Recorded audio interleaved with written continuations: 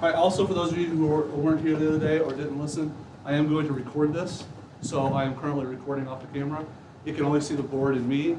If you talk, it really can't hear you because you're talking this way. So just, if you don't want to be on camera, don't come up front. Okay, but this way, if you leave class early, some of you are leaving today at what, 9:15? Is that correct? 9:15? So if you leave early, we're not quite done, you can watch the end of it. If you're absent someday, I'll have the video recorded, you can watch it. If I wasn't clear on something, you need to go back and rewatch something, go back and rewatch it. It's there for your use, for your resource. Okay? There's a link on Schoology to a private YouTube account, so you can go to that YouTube account and see those videos. So, all right, lecture 1A. There's a couple different things we're going to look at today in this lecture. We're going to look at sets a little bit. We're going to look at PEMDAS. We're going to look at, let's see here. Yeah, number sets.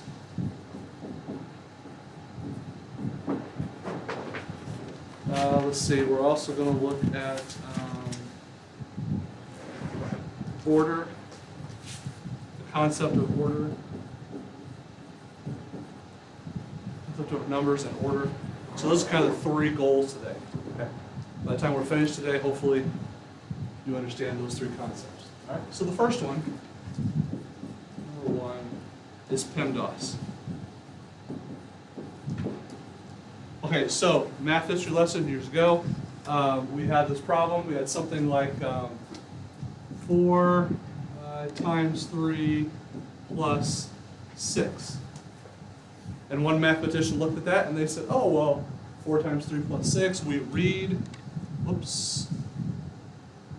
left to right, so let's go ahead and do our math left to right. So that's going to be 18. 4 times 3 is 12, plus 6 equals 18. And then they came to a problem. They said, okay, well, we have 4 plus 3 times 6. And they said, okay, well, I'm still going to read it left to right. I still read left to right. So let's do 4 plus 3 is 7 times 6 is 42. Another mathematician looked at that and said, hey, wait a second. I don't think that's right. I think the answer should be 22. Which one's the right answer? 42 or 22? Neither?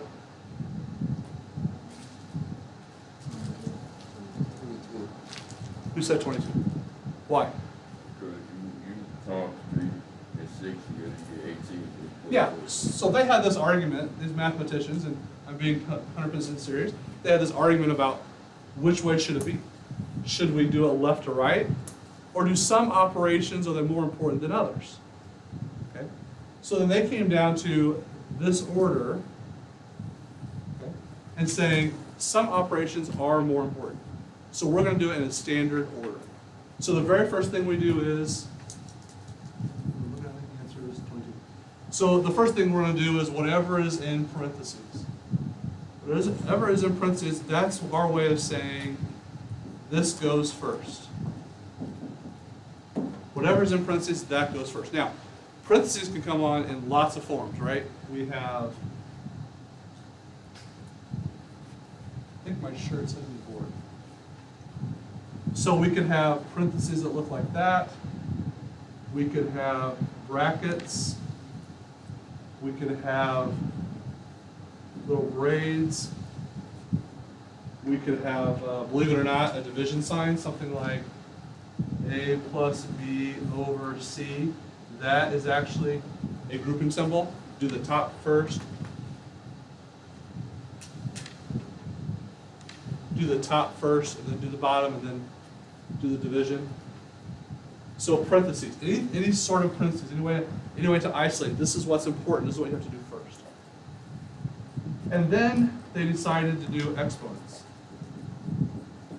Exponents are the next thing that's important. I had this yesterday in calculus class, and one of the students got it wrong. Okay? The problem was 3 times 2 to the second power. Now, college algebra class, what is 3 times 2 to the second power? What's the answer? How'd you get that? Exponents first. So we do 3 times 4 equals 12, because 2 squared is 4. Now, they gave me an answer yesterday, my calculus students gave me an answer of 36. What did they do wrong? That is definitely incorrect. I see the look on your face. That is absolutely wrong. Why is that wrong? Yes, Grace? They multiplied 2 first. Yeah, they did multiplication first. They did 3 times 2, and then they said, oh, that's 6, and then 6 squared. No. Because you have to do that exponent before the multiplication. All right, so parentheses, exponents. Okay. Now we run into a little bit of controversy. I've actually had kids come to my college algebra class having been taught this incorrectly. Okay. The multiply and divide are equal. I don't know if you realize this, but multiplying and dividing are exactly the same process. Okay? Dividing by 2 is the same thing as multiplying by a half. It's just multiplying by a fraction. So multiplying and dividing are actually, they have the same weight. Okay? So we do them left to right. If I have 4 divided by 2 times 3, okay? I'm not going to do the multiplication first. The multiply and divide are the same operation, same power, same order, if you will. So I would do 4 divided by 2 is 2, and give me an answer of 6. So multiply and divide left to right. And then addition and subtraction is the same way. Even if a subtraction comes first, 5 minus 3 plus 1, you still do that subtraction first. Because you do addition and subtraction from left to right at the same time. So 5 minus 3 is 2, plus 1 equals 3.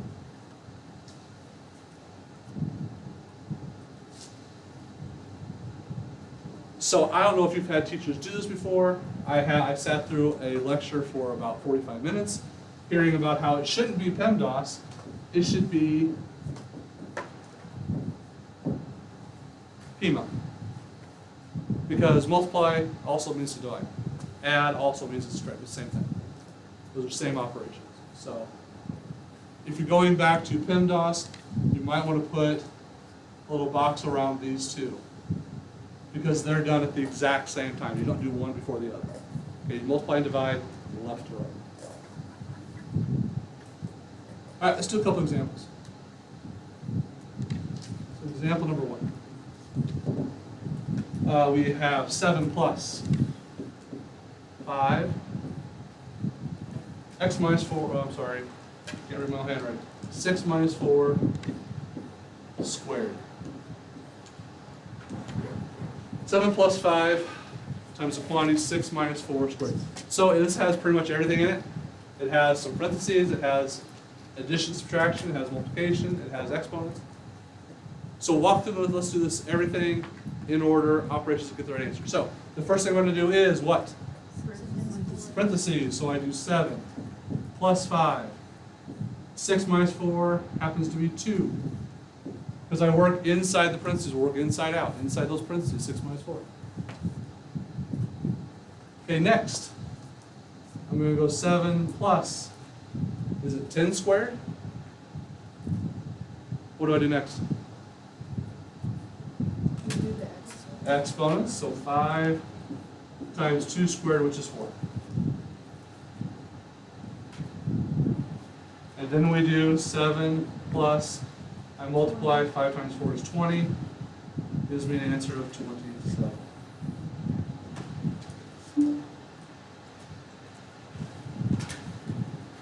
We walk through parentheses and then exponents, multiply and divide left to right, add and subtract left to right.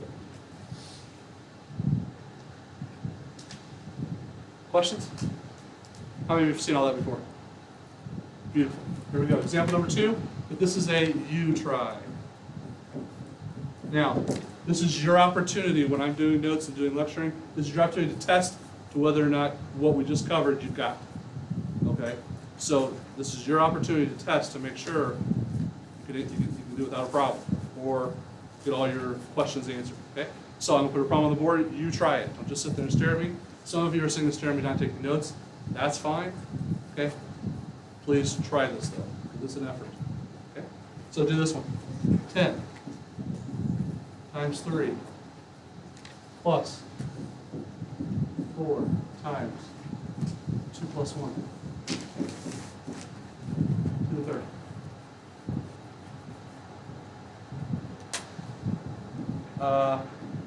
That is supposed to be a positive 3. 10 times a positive 3.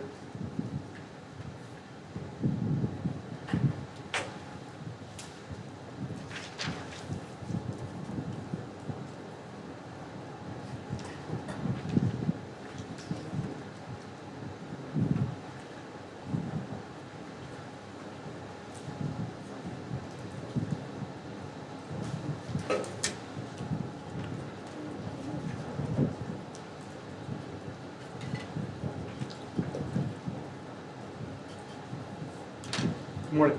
Morning.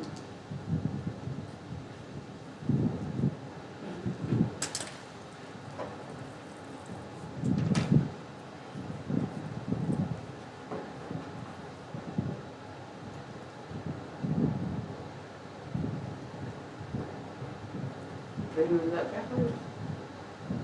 I went through my calculators. And there's like 8 of them that won't even turn on. And they charge? Fully. Oh, wow. That's not good. I plug it in directly. Yeah. Try to turn it on one. Yeah, they're a little ancient. Mr. Weaver's bought these last. Them? Yeah, I mean, he bought them used. Now I know why they were used. No. Okay, about another minute, then I'm going to interrupt you and we'll do this one on the board.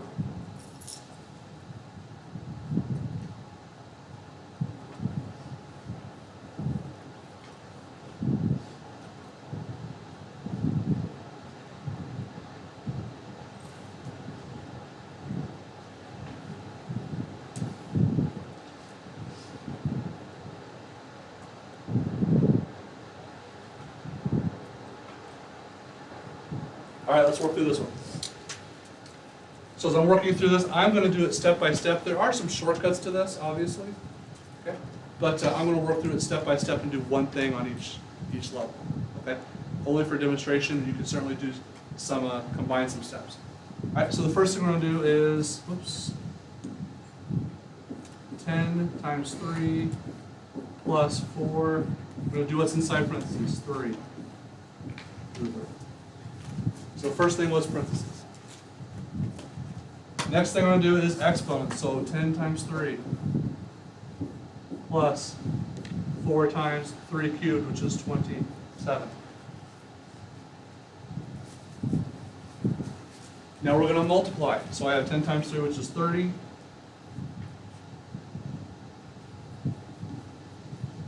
30 plus 4 times 27, which happens to be 108. And you should have a final answer of 138. Agree, disagree, questions?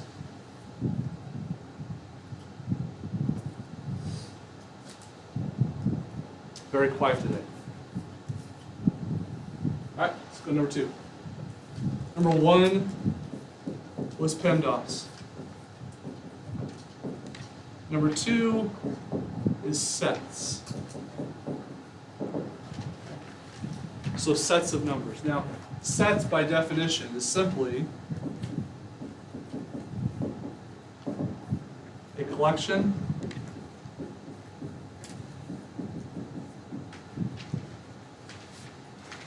of objects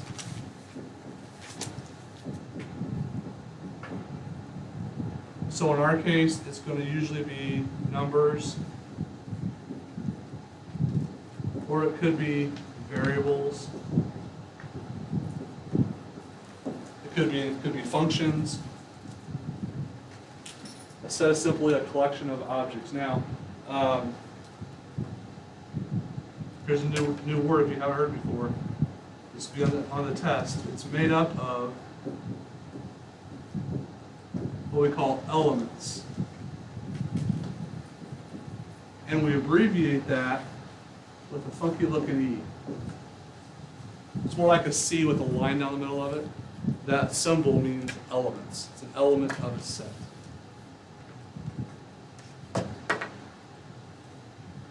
So a set, it could be anything. It could be a collection of any objects. We're going to talk about numbers and variables. It could be outside of math. It could be other types of things. Like, for instance, let's do an example of one.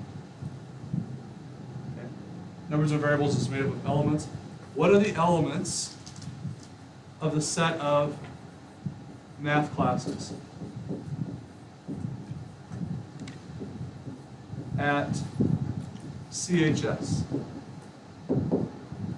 So it's defined here, math classes at CHS. Give me an element of that set. Shout it out. What class you now?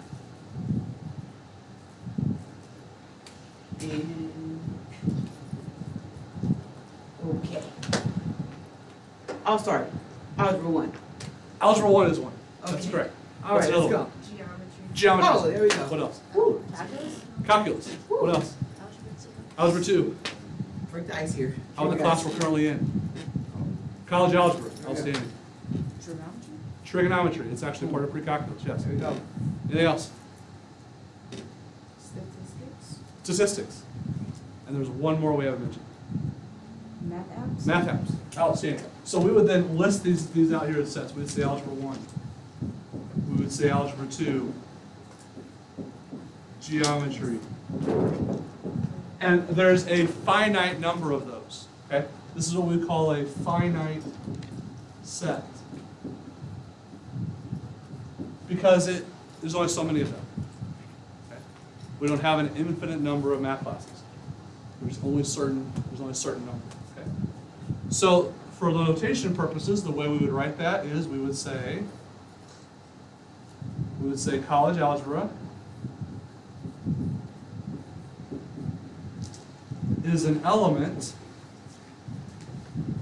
of math classes.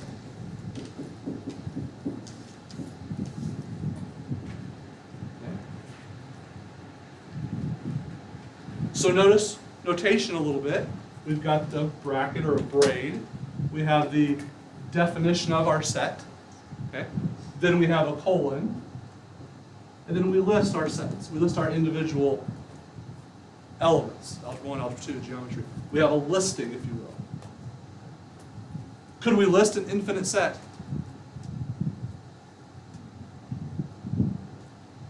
Not the whole thing. We'll show you how to list it, sort of, here in a minute. And then we would write it, the element, college algebra, is an element of the set of math classes.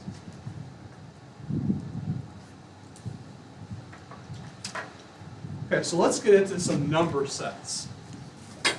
Let's get into some number sets. So for instance, let's talk about natural numbers.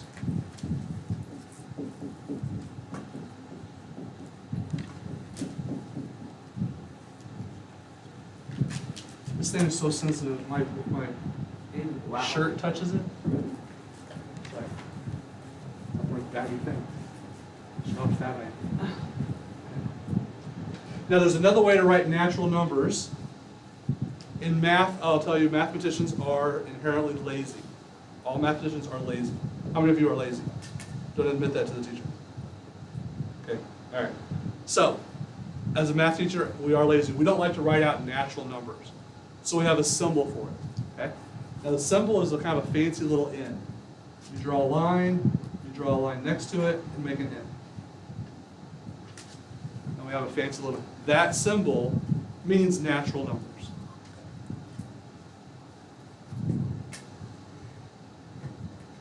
Now, what are the natural numbers? Well, very simply, Dimitri, if I ask you to count the students in this classroom, go ahead and start counting the students in the classroom. Okay, no, out loud so we can hear you. Okay, stop. What did you start with? 1. Why did you start with 1? Why did you start with 0? Because 0 is in It doesn't make sense, right? So we start with 1, and then what was the next number you said? 2. We didn't do 1.1, there's no fractions, there's no decimals, there's no part of numbers. It's not your 1 and then your 0.1 and then your 1.2 and then no, it's not the way we count. It's not natural, it's not the way counting works. So it's 1, 2, 3, 4. Now, are the natural numbers finite or infinite? Infinite, they go on forever. There's no ending. So then I can symbolize that by putting in 3 dots. 1, 2. And that's how you would list an infinite set. You show the pattern, and then so natural numbers, 1, 2, 3, 4. All right, second set of numbers. By the way, you will need to know these numbers, and you will need to have to identify them. If I give you a number, you have to tell me what type of number is it. Is it natural? Is it number 2? Is it an integer? Okay.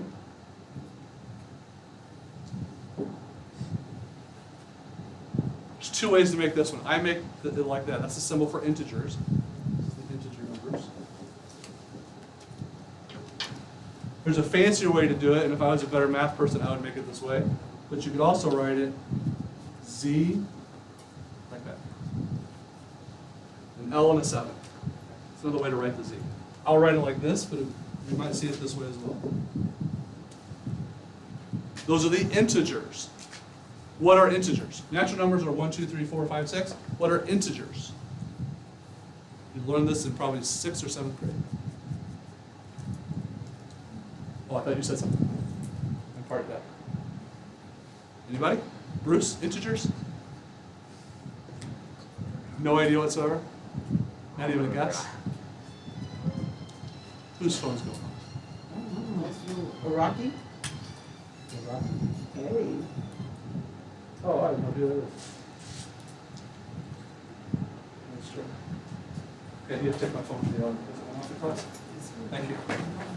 All right, so integer. Anybody else? Anybody have an idea? Integers? Do you have a guess? 2, 4, 6, 8. Say it again. 2, 4, 6, 8. Okay, so that would be even numbers. That's another set. But it's not integers. Okay, you're going to learn something today, right? Here we go. Integers are all the natural numbers and their opposites. So it would be something like, what does that mean? It goes on forever, right? And then we would have negative 2, negative 1, 0, 1, and then it continues off, and that way forever. So integers are all the natural numbers plus their opposites. What's the negatives? Do you remember learning negative numbers in like 6th or 7th grade? Yes? Give me some feedback. All right. So negative 2, negative 1, 0, 1, 2, those are the integers. Okay? I don't care which symbol you use. I'm going to use the Z with the line in the middle of it. And in case you're wondering, natural numbers in, that just sort of makes sense. Z for integers, why don't they use I for integers? Z is actually, there's a German word for integers. I can't pronounce it because I'm not German. It starts with the Z, and that's where they got it. All right. Another set. This is going to be a funky looking Q with a line down the middle like that. So we have natural, we have integers. What would come next besides negative 2, negative 1? What have we not included yet? Everyone loves them. Especially when we have to add and subtract them. Fractions. So the rational numbers are, I gotta put this down correctly. It's going to be P, any number that can be written as a fraction. Any number that can be written as a fraction. So like 1/2. 1/2. 3/4. 7/2. Even something like 4/1. Because integers can be written as fractions, like 4/1. So rationals are anything that can be written as a fraction. All right, this is for homework.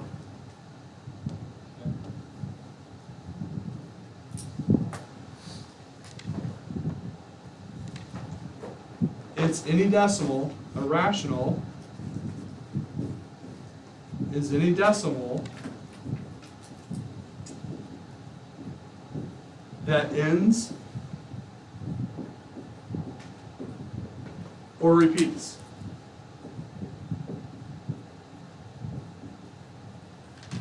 Irrational is any decimal that ends or repeats. So let's say we have a fraction like 5/6, but you may see it as a decimal, and that decimal is 0.83333. And how do I show that that 3 goes on forever? Do you know what the symbol is for that? Say it again. Yeah. Line over the top of it. So we would just write 0.83 with a line over it. If it has a repeating line, if it repeats, it is rational, because it can be written as a fraction. Or if it ends, if you have something like 1/4, that's just 0.25, that's a quarter. It ends. That's also rational. So rational is any number that is written as a fraction. So if you have a fraction, it's rational. If it's a decimal and it repeats or it ends, it's also rational. Last set. There's no letter for it. It's just irrational.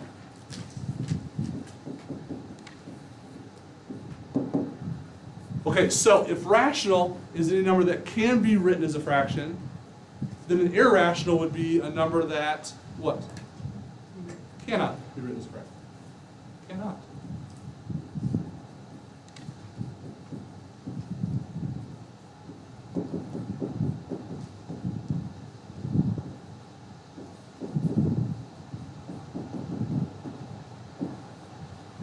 Irrational is a number that cannot be written as a fraction.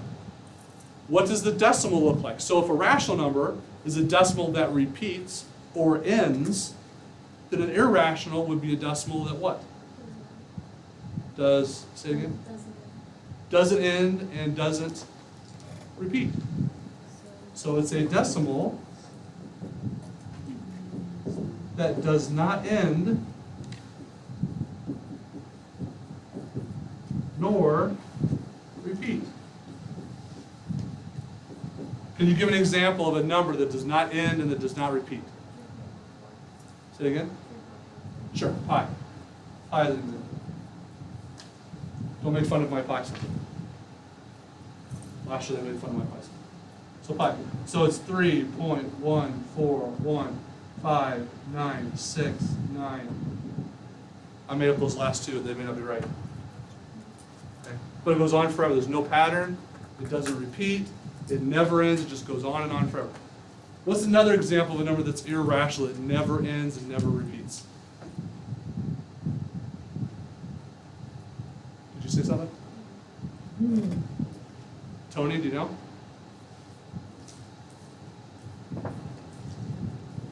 Does anybody know? Bryn, you're looking like you know. Okay, E is another one, which is 2.71828818. It looks like it repeats, but it doesn't. You go out a couple more digits, it doesn't repeat. You will learn that. We'll talk about that in March, about the letter E in March. Okay. All right, there's one other type of number that does not end, does not repeat, and it almost automatically means it's probably going to be irrational, and that's a square root. So like if I give you the square root of 2, that's going to be, put in your calculator, it's 1.41, and then it just goes on and on forever, no repeating, no ending. So let me ask you this. What about the square root of 9? What is the square root of 9? 3. It's 3. So is that rational or irrational? That is an element of the rational set. Because it's a perfect square. It's a perfect square root. Almost everything that's not a perfect square is going to be irrational. So square root of 3, square root of 5, square root of 6, those are all going to be irrational. Those are not perfect squares.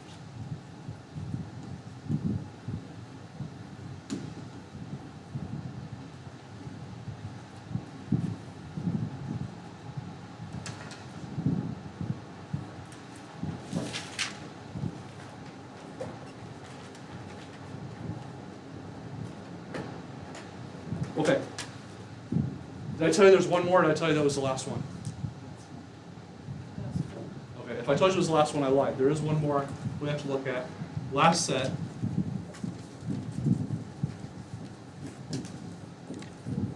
So we have the natural numbers, which is 1, 2, 3, 4. We have the integers, which are the negatives. We have the rationals. And then, of course, anything that's not rational is irrational. The last one uses this funky looking R. You do it the same way as the end. You make two lines, and then you cross it like an R. And that's the real numbers.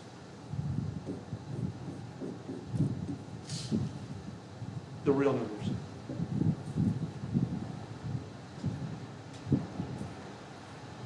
Now, you guys have seen this before. You've seen the number line, correct? In the middle of the number line, we have 0. What numbers go to the right? Positives. 1, 2, 3, 4, 5. 1, 2, 3. Which would mean negatives go to the left. -1, -2. Every value on that number line is real, whether it be rational or irrational. Every number on that number line is considered real.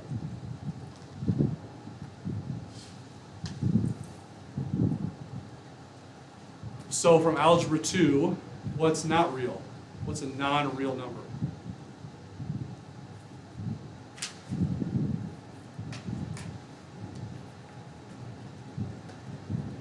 Anybody? Non-real number?